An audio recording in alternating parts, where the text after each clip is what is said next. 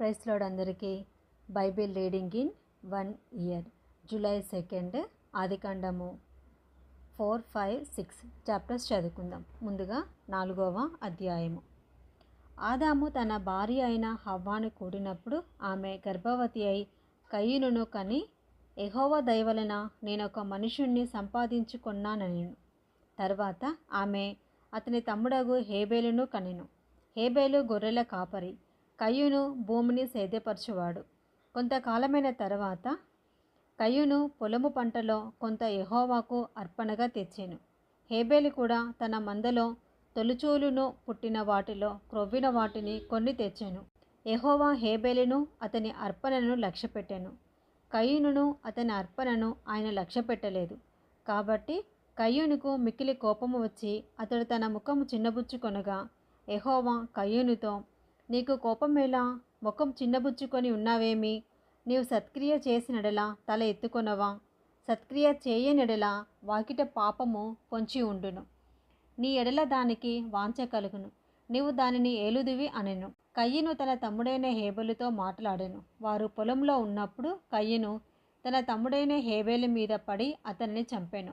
యెహోవా, నీ తమ్ముడైన హేబేలు ఎక్కడున్నాడని కయీనును అడగగా అతడు, నేనెరుగను, నా తమ్మునికి నేను కావలివాడనా అనెను. అప్పుడాయన, నీవు చేసిన పని ఏమిటి? నీ తమ్ముని రక్తము యొక్క స్వరము నేలలో నుండి నాకు మొరపెట్టుచున్నది. కావున నీ తమ్ముని రక్తమును నీ చేతిలో నుండి పుచ్చుకొనుటకు నోరు తెరిచిన ఈ నేల మీద ఉండకుండా నీవు శపింపబడిన వాడవు. నీవు నేలను సేదపరిచినప్పుడు అది తన సారమును ఇక మీదట నీకియ్యదు. నీవు భూమి మీద దిగులుపడుచు దేశదిమ్మరువై ఉందు అనెను. అందుకు కయీను, నా దోష శిక్ష నేను భరింపలేనంత గొప్పది. నేడు ఈ ప్రదేశం నుండి నన్ను వెళ్ళగొట్టితివి. నీ సన్నిధికి రాకుండా వెలివేయబడి దిగులుపడుచు భూమి మీద దేశదిమ్మరినే ఉందును. కావున నన్ను కనుగొను వాడెవడో వాడు నన్ను చంపునని యెహోవాతో అనెను. అందుకు యెహోవా అతనితో, కాబట్టి ఎవడైనను కయీనును చంపినడలా వానికి ప్రతిదండన 7 కలుగును అనెను. మరియు ఎవడైనను కయీనును కనుగొని అతనిని చంపక ఉండినట్లు యెహోవా అతనికి ఒక గుర్తు వేసెను. అప్పుడు కయీను యెహోవా సన్నిధిలో నుండి బయలుదేరి వెళ్ళి ఏదెనుకు తూర్పు దిక్కున నోదు దేశంలో కాపురం ఉండెను. కయీను తన భార్యను కూడినప్పుడు ఆమె గర్భవతి హానోకును కనెను. అప్పుడు అతడు ఒక ఊరు కట్టించి ఆ ఊరికి తన కుమారుని పేరును బట్టి హానోకు అని పేరు పెట్టెను. హానోకుకు ఈరాదు పుట్టెను. ఈరాదు మహుయాయేలును కనెను. మహుయాయేలు మతుషాయేలును కనెను. మతుషాయేలు లెమెకును కనెను. లెమెకు 2 స్త్రీలను పెండ్లి చేసుకొనెను. వారిలో ఒక దాని పేరు ఆదా, రెండవ దాని పేరు సిల్లా. ఆదా యాబాలును కనెను. అతడు పశువులు కలవాడై గుడారములలో నివసించు వారికి మూల పురుషుడు. అతని సహోదరుని పేరు యూబాలు. ఇతడు సితారను సానికను వాడుక చేయు వారందరికీ మూల పురుషుడు. మరియు సిల్లా తుబల్కాయిను కనెను. అతడు పదునుగల రాగి పనిముట్లన్నిటికీ ఇనుప పనిముట్లన్నిటినీ చేయువాడు. తుబల్కాయును సహోదరి పేరు నయమ. లెమెకు తన భార్యలతో, ఓ ఆదా, ఓ సిల్లా, నా పలుకు వినుడి. లెమెకు భార్యలారా, నా మాట ఆలకించుడి. నన్ను గాయపరిచినందుకై ఒక మనిషిని చంపితిని. నన్ను దెబ్బ కొట్టినందుకై ఒక పడుచువాణ్ణి చంపితిని. 7 ప్రతిదండన కయీను కోసము వచ్చిన ఎడల లెమెకు కోసము 77 వచ్చుననెను.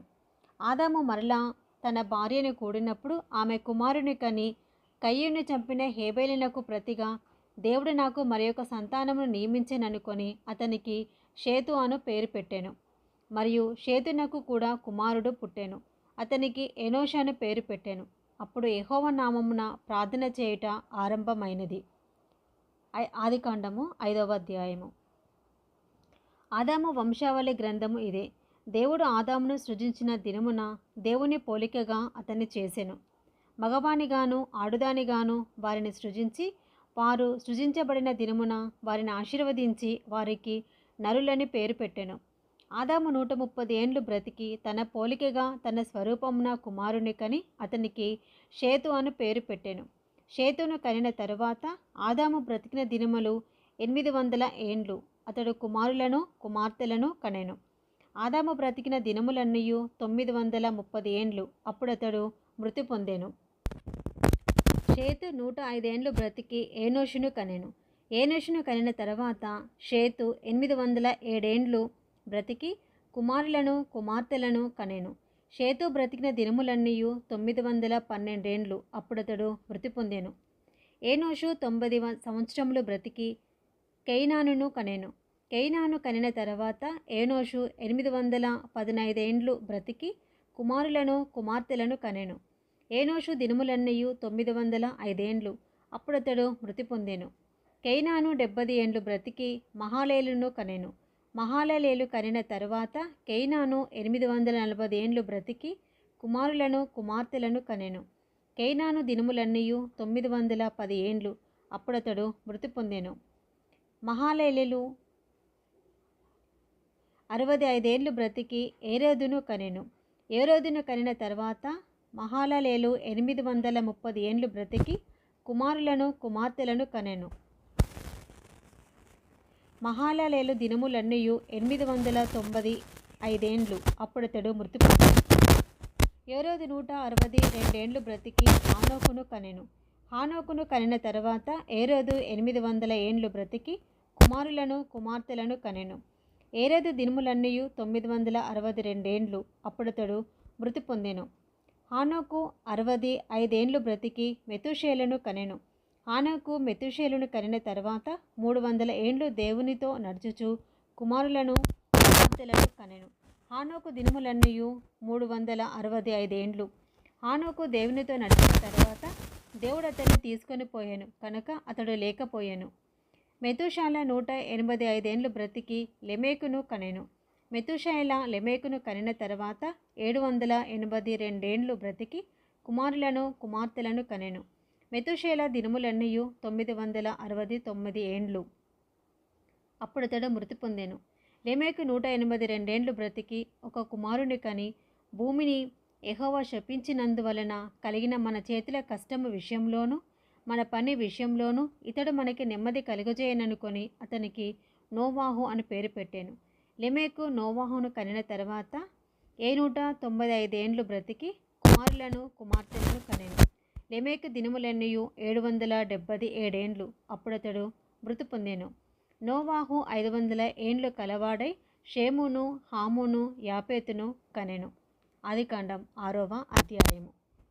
నరులు భూమి మీద విస్తరింపనారంభించిన తర్వాత కుమార్తెలు వారికి పుట్టినప్పుడు దేవుని కుమారులు నరుల కుమార్తెలు చక్కని వారిని చూచి వారందరిలో తమకు మనసు వచ్చిన స్త్రీలను వివాహం చేసుకొనిరి. అప్పుడు యెహోవా, నా ఆత్మ నరులతో ఎల్లప్పుడూ వాదించదు. వారు తమ అక్రమ విషయములో నరమాతృలై ఉన్నారు. అయినను వారి దినములు 120 ఏండ్లగునెను. ఆ దినములలో నెఫీలులను వారు భూమి మీద నుండిరి. తరువాతను ఉండిరి. దేవుని కుమారులు నరుల కుమార్తెలతో పోయినప్పుడు వారికి పిల్లలను కనిరి. పూర్వకాలమందు పేరు పొందిన శూరులు వీరే. నరుల చెడుతనము భూమి మీద గొప్పదనియు వారి హృదయం యొక్క తలంపులోని ఊహ అంతయు ఎల్లప్పుడూ కేవలం చెడ్డదనియు యెహోవా చూచి తాను భూమి మీద నరులను చేసినందుకు యెహోవా సంతాపం నొంది తన హృదయంలో నొచ్చుకొనెను. అప్పుడు యెహోవా, నేను సృజించిన నరులను నరులతో కూడా జంతువులను పురుగులను ఆకాశ పక్షాదులను భూమి మీద నుండకుండా తుడిచివేయుదును. ఏలయనగా నేను వారిని సృజించినందుకు సంతాపము నొంది ఉన్నాను అనెను. అయితే నోవాహు యెహోవా దృష్టి యందు కృప పొందిన వాడాయెను. నోవాహు వంశావళి ఇదే. నోవాహు నీతిపరుడును తన తరములో నిందారహితుడై ఉండెను. నోవాహు దేవునితో కూడా నడిచినవాడు. షేము హాము యాపేతను 3 కుమారులను నోవాహు కనెను. భూలోకము దేవుని సన్నిధిని చెడిపోయి ఉండెను. భూలోకము బలాత్కారంతో నిండి ఉండెను. దేవుడు భూలోకమును చూచినప్పుడు అది చెడిపోయి ఉండెను. భూమి మీద సమస్త శరీరులు తమ మార్గంను చెరిపివేసుకుని దేవుడు నోవాహుతో, సమస్త శరీరుల మూలముగా భూమి బలాత్కారంతో నిండి ఉన్నది కనుక నా సన్నిధిని వారి అంతము వచ్చి ఉన్నది. ఇదిగో వారిని భూమి మీద కూడా నాశనము చేయుదును, భూమితో కూడా నాశనం చేయుదును. చితిసారకపు మ్రానుతో నీ కొరకు ఓడను చేసుకొనము. అరలు పెట్టి ఆ ఓడను చేసి లోపటను వెలుపటను దానికి కీలు పూయవలెను.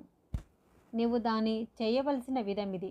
ఆ ఓడ 300 మూరల పొడుగును 50 మూరల వెడల్పును 30 మూరల ఎత్తును కలదై ఉండవలెను. ఆ ఓడకు కిటికీ చేసి పైనుండి మూరెడు కిందికి దాన్ని ముగించవలెను. ఓడ తలుపు దాని ప్రక్కన ఉంచవలెను. క్రింది అంతస్తు, రెండవ అంతస్తు, మూడవ అంతస్తు గలదిగా దాన్ని చేయవలెను. ఇదిగో నేనే జీవవాయువు గల సమస్త శరీరులను ఆకాశం క్రింద నుండకుండా నాశనము చేయుటకు భూమి మీదికి జలప్రవాహము రప్పించుచున్నాను. లోకమందున్న సమస్తమును చనిపోవును, అయితే నీతో నా నిబంధన స్థిరపరచుదును. నీవును నీతో కూడా నీ కుమారులను, నీ భార్యయు, నీ కోడన్రును ఆ ఓడలో ప్రవేశింపవలెను. మరియు నీతో కూడా వాటిని బ్రతికించి ఉంచుకొనుటకు సమస్త జీవులలో అనగా సమస్త శరీరుల యొక్క ప్రతి జాతిలోనివి 2 చొప్పున నీవు ఓడలోనికి తేవలెను. వాటిలో మగదియు ఆడుదయు ఉండవలెను. నీవు వాటిని బ్రతికించి ఉంచుకొనుటకై వాటి వాటి జాతుల ప్రకారము పక్షులలోను, వాటి వాటి జాతుల ప్రకారము జంతువులలోను, వాటి వాటి జాతుల ప్రకారము నేలను ప్రాకు వాటన్నిటిలోనూ ప్రతి జాతిలో 2 చొప్పున నీ యొద్దకు అవి వచ్చును. మరియు తినుటకు నానా విధములైన ఆహార పదార్థములను కూర్చుకొని నీ దగ్గర ఉంచుకొనుము. అవి నీకును వాటికిని ఆహారమగునని చెప్పెను. నోవాహు అట్లు చేసెను. దేవుడు అతనికి ఆజ్ఞాపించిన ప్రకారము యావత్తును చేశాను. ఈరోజు భాగంలో 365 డేస్లో సెకండ్ డే కంప్లీట్.